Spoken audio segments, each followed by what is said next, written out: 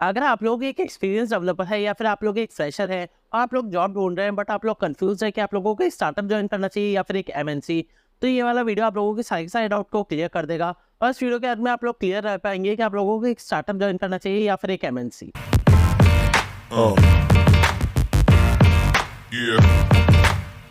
So hello everyone, आज की इस वीडियो के अंदर हम लोग बात करने वाले हैं स्टार्टअप वर्सेस एमएनसी के बारे में। और इस वीडियो के अंदर स्टार्टिंग में ये डिस्क्लेमर है कि ये जो वीडियो है ये जनरल पॉइंट्स के ऊपर बना हुआ है जो कि कंपनीज के अंदर डिफरेंशिएट करते हैं। इस वीडियो को आप किसी भी की पॉइंट को पकड़ के मत चलिएगा, ये सारी पॉइंट्स बहुत ही ज़्यादा जनरल है। और इस वीडियो को मैंने 7 पार्ट्स के अंदर डिवाइड कर दिया है जिन पॉइंट्स के ऊपर हम लोग बात करने वाले हैं कि वो स्टार्टअप में कैसे होते हैं और एक एमएनसी के अंदर कैसे होते हैं। तो अब बात करते हैं हमारे सबसे पहले पॉइंट के बारे में, और वो है स्टेबिलिटी। अब स्टेबिलिटी एक ऐसी चीज़ है जो कि हर इंसान को अपनी लाइफ के अंदर किसी ना किसी पॉइंट के ऊपर चाहिए होती है। और हम बात करते हैं एक एमएनसी के बारे में, तो एमएनसी के अंदर स्टेबिलिटी काफ़ी ज़्यादा हाई होती है। आप लोग रिसेशन के अंदर जो ले ऑफ है तो अगर उसको हटा दो तो एमएनसी के अंदर आप लोगों को जनरली नहीं निकाला जाता है, वहाँ पे आप लोग एक स्टेबल पोजीशन के ऊपर होते हो। बट अगर बात करें स्टार्टअप्स के बारे में, तो स्टार्टअप के अंदर ये चीज़ फिक्स नहीं होती है। अगर वहाँ पे आप लोगों का स्टार्टअप अच्छा खासा काम कर रहा होता है, अच्छा परफॉर्म कर रहा होता है और उसको टाइम के ऊपर फंड्स मिल रहे होते हैं, तो वहाँ पे भी आप लोग स्टेबल रहते हो। बट अगर मान लीजिए कि वो स्टार्टअप अच्छा परफॉर्म नहीं कर रहा है या फिर टाइम के ऊपर उसको फंडिंग नहीं मिलती है, तो वहाँ पे भी ले ऑफ हो जाते हैं। और वहाँ पे जो ले ऑफ्स होते हैं वो साइलेंट ले ऑफ्स होते हैं जिनके बारे में आप लोगों को पता भी नहीं चलता है। बात करते हैं हमारे सेकंड पॉइंट के ऊपर, वो है स्ट्रक्चर। अब जो एमएनसीज या फिर जो बड़ी कंपनीज होती हैं उनके अंदर जो एक स्ट्रक्चर होता है वो फिक्स होता है कि SD1 है, फिर SD2 है, SD3 है, फिर टीम लीड्स हैं, सब टीम लीड्स हैं, और इस तरीके से एक पूरा प्रॉपर स्ट्रक्चर होता है। वहाँ पे प्रॉपर HR टीम होती है, हर चीज़ वहाँ पे प्रॉपर मैनर के अंदर अरेंज होती है। बट अगर एक स्टार्टअप है तो वहाँ पे स्ट्रक्चर फिक्स नहीं होता है। वहाँ पे 1 साल का जो एक्सपीरियंस डेवलपर होता है वो भी कई बार टीम लीड बन चुका होता है, और ये चीज़ आप लोग एमएनसी के अंदर कभी भी नहीं देखोगे, बिकॉज वहाँ पे 1 साल का एक्सपीरियंस वाला बंदा कभी भी टीम लीड नहीं बन सकता है। बात करते हैं हमारे थर्ड पॉइंट के ऊपर, और वो है learning scope. Now for learning scope, मैं आप लोगों के साथ में ब्रूटली ऑनेस्ट रहूँगा कि जो लर्निंग स्कोप एमएनसीज के अंदर होता है वो काफ़ी ज़्यादा कम होता है, और जो स्टार्टअप्स के अंदर जो लर्निंग कर्व होता है वो काफ़ी ज़्यादा हाई होता है। अब बहुत सारे लोग इस चीज़ के ऊपर भी कमेंट कर सकते हैं कि नहीं, हमारे एमएनसी के अंदर तो हमको काफ़ी ज़्यादा सीखने को मिल रहा है, तो कुछ एमएनसीज के अंदर होता है। बट अगर हम इन जनरल बात करें तो आप लोगों को स्टार्टअप के अंदर ज़्यादा चीज़ें सीखने को मिलती है in comparison to MNCs, because in MNCs आप लोग सिर्फ एक ही चीज़ के ऊपर काम कर रहे होते हो और उसके एकदम डीप तक काम कर रहे होते हो। बट अगर आप लोग बात करो एक स्टार्टअप की, तो स्टार्टअप के अंदर आप लोग डिफरेंट टेक्नोलॉजीज के ऊपर काम कर रहे होते हो और उन सबके भी आप लोग डीप तक काम कर रहे होते हो। तो जो आप लोगों की लर्निंग होती है वो स्टार्टअप के अंदर ज़्यादा होती है इन कंपैरिजन टू एमएनसीज। अब बात करते हैं हम हमारे फोर्थ पॉइंट के ऊपर, और वो है वर्क स्कोप। अब वर्क स्कोप जो होता है वो एक एमएनसी के अंदर फिक्स्ड होता है कि वहाँ पे ऐसा नहीं है कि आप लोगों को आज एक फीचर के बारे में बोला गया है और वो कल लाइव हो जाएगा, बल्कि वहाँ पे आप लोगों को एक फीचर बनाने के लिए पहले एक पूरी टीम होती है जो डिसाइड करती है कि वो फीचर क्या काम करेगा और वो कैसे काम करेगा। फिर वो चीज़ें आप लोगों के पास में आती है, आप लोगों को प्रॉपर टाइम दिया जाता है उस चीज़ को बनाने के पीछे। फिर वो जाती है एक टेस्टिंग टीम के पास में जहाँ से वो पूरी टेस्ट होती है, और उसके बाद जब वो चीज़ लाइव होती है तो एक पूरी अलग टीम होती है उस चीज़ को संभालने के लिए। बट अगर बात करें हम एक स्टार्टअप के बारे में, तो आप इस स्टार्टअप के अंदर ऐसा भी हो सकता है कि आप लोगों को आज एक चीज़ बोली जा रही है कि आप लोगों को ये फीचर बनाना है, और वो आज रात को ही नहीं तो कल जाके वो चीज़ लाइव हो जानी है। ये चीज़ें बहुत ज़्यादा कॉमन हो जाती है कि स्टार्टअप के अंदर।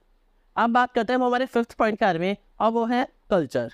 अब जो वर्क ऑफिस कल्चर होता है वो काफ़ी ज़्यादा इंपॉर्टेंट होता है कुछ लोगों के लिए, और इसलिए इस चीज़ को भी मैंने इस चीज़ के अंदर डाला है। और यहाँ पे जो एक एमएनसी होती है वहाँ पे वर्क कल्चर काफ़ी ज़्यादा अच्छा होता है।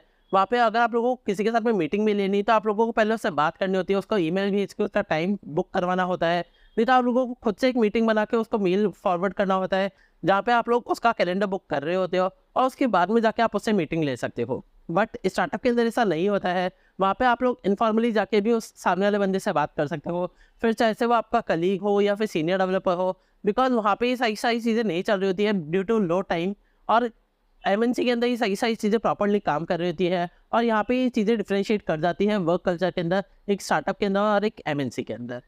अब बात करते हैं हम हमारे सिक्स पॉइंट के बारे में, और वो पॉइंट बहुत ज़्यादा इंपॉर्टेंट हो जाता है बिकॉज उस पॉइंट का नाम है करियर ग्रोथ। बिकॉज कंपनी तो ग्रो करती रहती है, साथ में आप लोगों का पर्सनल ग्रोथ होना भी बहुत ज़्यादा ज़रूरी है। अब बात करते हैं हम एक एमएनसी के अंदर, तो एक एमएनसी के अंदर अगर हम देखें 10 ईयर्स डाउन द लाइन, तो 10 साल बाद में आप लोग एक सर्टेन पोजीशन के ऊपर हो गए विद एक सर्टेन सैलरी। बट अगर हम बात करें कि स्टार्टअप के अंदर, तो अगर आप लोगों का स्टार्टअप बहुत अच्छा खासा ग्रो करता है, तो आप लोगों के वहाँ पे ग्रोथ भी बहुत ही ज़्यादा एक्सपोनेंशियली होगी। बट अगर आप लोगों का स्टार्टअप ग्रो नहीं कर पाता है तो वहाँ पे आप लोगों को कुछ नहीं मिलता है। बात करते हैं दूसरी करियर ग्रोथ के बारे में, तो वहाँ पे आप लोगों को एक एमएनसी के अंदर प्रॉपर्ली मीटिंग्स लेना, फॉर्मली आप लोगों को टीम कैसे से मैनेज करनी है, ये सारी सारी चीज़ें देखने को मिल जाती है। बिकॉज आप लोग एक प्रॉपर डॉक्यूमेंटेड फॉर्मेट के ऊपर मीटिंग लेते हो। बट अगर हम बात करें कि स्टार्टअप के अंदर, तो स्टार्टअप के अंदर भी ये सारी सारी चीज़ें होती है, बट वो इतनी ज़्यादा फॉर्मली नहीं होती है जितनी ज़्यादा एक एमएनसी के अंदर होती है। बात करते हैं हमारी तीसरी चीज़ के अंदर, तो थर्ड चीज़ पे आ जाती है। एक एमएनसी के अंदर जो फीडबैक दिया जाता है वो बहुत ही ज़्यादा ट्राइड एंड टेस्टेड मेथड के साथ में दिया जाता है, जहाँ पे आप लोगों को पूरा प्रॉपर्ली बताया जाता है कि आपके अंदर ये वाली कमी है। अगर आप लोग इस चीज़ की कमी को पूरा कर लेते हो तो आप लोगों को काफ़ी ज़्यादा बेनिफिशियल हो सकता है। अब यही चीज़ एक स्टार्टअप के अंदर भी होती है, बट वहाँ पे आप लोगों को वर्बली आके बोल दिया जाता है कि तुम्हारी जेएस अच्छी नहीं है, तुम अपनी जेएस को अच्छा करो, या फिर तुम सही से बात नहीं करते हो, सही से बात किया करो। तो वहाँ पे एक आप लोगों को जो फीडबैक भी दिया जाता है वो एक इनफॉर्मली दिया जाता है। अब बात करते हैं हमारे सेवंथ और लास्ट पॉइंट के बारे में, और वो है वर्क लाइफ बैलेंस। अब ये चीज़ बहुत सारे लोगों के बहुत ज़्यादा इंपॉर्टेंट भी हो जाती है, बिकॉज यहाँ पे एक एमएनसी और एक स्टार्टअप के अंदर आप लोगों को काफ़ी ज़्यादा डिफरेंस देखने को मिल जाएंगे। अब एक एमएनसी के अंदर फिक्स टाइम होता है लॉग इन होने का, फिक्स टाइम होता है लॉग आउट होने का, और वहाँ पे आप लोगों को यूजुअली वीकेंड्स के ऊपर काम करने को भी नहीं मिलता है। बट अगर हम बात करें लीडर से मिलने की, वहाँ पे आप लोगों को एमएनसी के अंदर लीडर से मिलने का मौका भी नहीं मिलेगा। अब बात करते हैं हम एक स्टार्टअप के अंदर, तो वहाँ पे जो आप लोगों का ड्यूटी टाइम होता है वो यूजुअली आप लोग 9 घंटे से ज़्यादा ही कर रहे होते हो। वहाँ पे कोई भी फिक्स लॉगिन और लॉग आउट का टाइम नहीं होता है, और यूजुअली आप लोग सैटरडे और संडे को भी काम कर रहे होते हो। बट खास बात यह है कि वहाँ पे आप लोगों को लीडर से मिलने का मौका मिल जाता है, जिससे कि जो आप लोगों का माइंडसेट होता है वो काफ़ी ज़्यादा डेवलप होता है। बिकॉज जो लीडर्स होते हैं वो भी आप लोगों के साथ में ही बैठ के नॉर्मली काम कर रहे होते हैं। तो ये जो वर्क लाइफ बैलेंस है ये काफ़ी ज़्यादा डिफरेंशिएट करता है एक एमएनसी के अंदर और एक स्टार्टअप के अंदर। तो ये थे 7 पॉइंट्स जिनके ऊपर हम लोगों ने डिस्कशन किया है कि एक स्टार्टअप और एक एमएनसी के अंदर क्या डिफरेंस होता है। बट यहाँ पे अब आप लोगों का चॉइस आ जाती है कि आप लोगों को क्या चाहिए। अगर आप लोगों को बेटर लर्निंग कर्व चाहिए तो आप लोगों को स्टार्टअप ज्वाइन करना चाहिए। अगर आप लोगों को स्टेबिलिटी चाहिए तो आप लोगों को नॉर्मली एक एमएनसी ज्वाइन करनी चाहिए। और इसलिए यहाँ पे आप लोगों की खुद की चॉइस आ जाती है कि आप लोगों को क्या चूज़ करना है। मैंने आप लोगों को इन जनरल पॉइंट्स बता दिए हैं कि इन जनरल पॉइंट्स के ऊपर एक एमएनसी और एक स्टार्टअप के अंदर क्या फ़र्क होता है।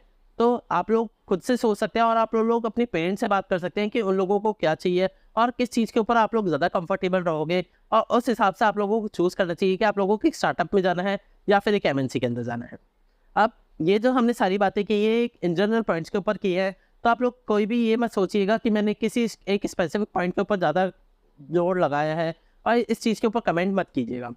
सो आई होप सो आप लोगों को समझ में आ गया होगा कि एक स्टार्टअप और एक एमएनसी के अंदर काम करने के बीच में क्या-क्या डिफरेंसेस हो सकते हैं। और अगर आप लोगों को कोई और भी पॉइंट ऐड करवाना हो तो please write down in comment section, जिससे कि मैं उस चीज़ को भी आगे ऐड कर पाऊँ। तो फिर मिलते हैं नेक्स्ट वीडियो के अंदर, तब तक के लिए वंदे मातरम।